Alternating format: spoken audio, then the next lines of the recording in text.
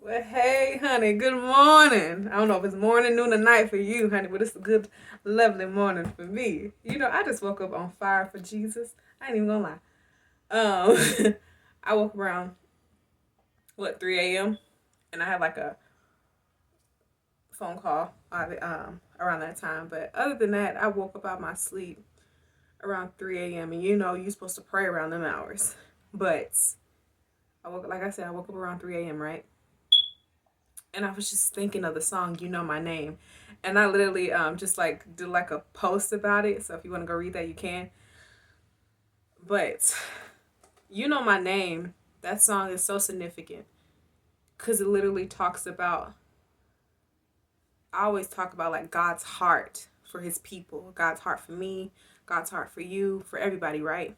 But mainly as an individual, His heart for me. You know what I mean? You know what I mean.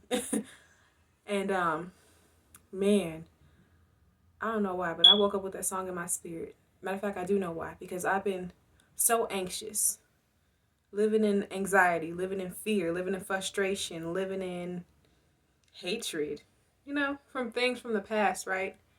And I've been wanting to put out this word because yesterday I wanted to talk about The Lion King. Not the new one, with just like the story behind Mufasa, but mainly about the story behind Simba. And if you watch Lion King, you're familiar with that. A lot of times people are. But I was just thinking about how he made, like, well, he thought he made the mistake of causing his daddy's death, right? And he went out into the wilderness and he hid for a long, long time. Kind of like Moses in a way. Now that I think about it, I didn't even think about that before. But he was hiding there. Nyla, she didn't realize it, but she ran into him. And she was just like, oh, things are just going crazy. Things are just happening. We need you to take your place as king. He didn't feel worthy enough to do it. And now that I think about it, it's just kind of like the same way with Moses, how after he realized that he was one of the Israelites and he saw someone being beaten, he killed one of the people that were hurting one of his people. And he went out and he hid, got away with murder in a sense. And God called him out in a burning bush. Imagine like a bush being on fire and it's like saying your name and you talking to a burning bush, honey, you gonna think something ain't right. But that's how God was calling him out. And I was just thinking about how Moses had these excuses of like, I can't talk clearly. Or just this insecurity. Simba, he had shame on his plate. And I woke up this morning because there was a series that my mom's church is doing talking about like the me that I want to be. And I was like, that's the perfect series going into this new year, 2025. And just think about it. It's already been 2 weeks. So time is flying, y'all. And I didn't get to go to church today because it's like I just did not get enough rest. But I was just thinking about the title in my head, how it's like it communicates like the me, not the me that I necessarily want to be, but it's like a part of the series. And it's just like what popped up in my head was we need to be living like we know who he is. A lot of times, I mean, think about 2 Corinthians 5:17, where it talks about those who be in Christ are a new creation. The old is gone, the new is here. A lot of times we receive that physically, but spiritually, mentally, emotionally, we hold on to those negative emotions like shame, bitterness. We hold on to that insecurity. We hold on to that frustration of what if I'm not good enough for this? What if I'm not good enough for that? When God's clearly anointed you and called you. Obviously, he said his goodness and love will follow you all the days of his life. And you will dwell in the house of the Lord forever. You are sealed.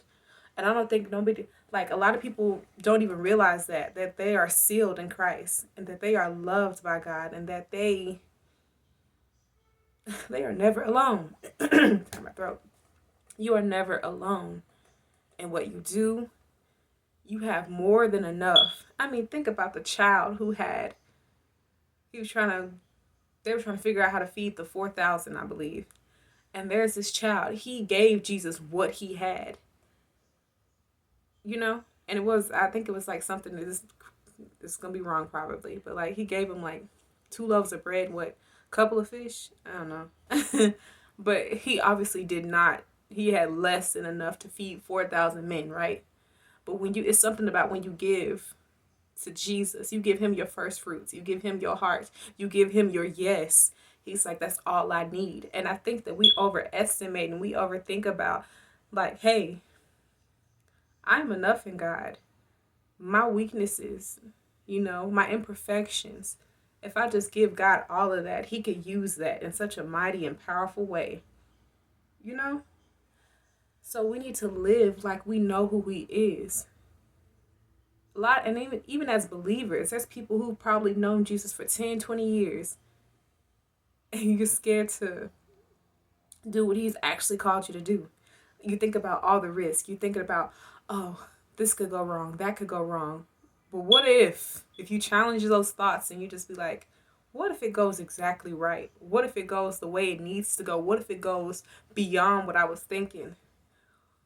It's amazing when you tell God yes. It's amazing when you give God so like little and he creates a whole garden.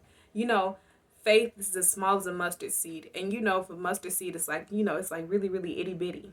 You plant it and it becomes this huge thing, you know? Live like you know who he is. Because your life, sometimes it's not even what you say that can prove that Jesus is real, but it's the way that you live that you can see, that people can see, like, wow, this woman has a glow on her. Or this man, he doesn't live in fear. You know, this man is courageous. This man is joyful. This woman has these diseases, yet she's filled with so much joy and power, and she's going out and she's living. Be that example.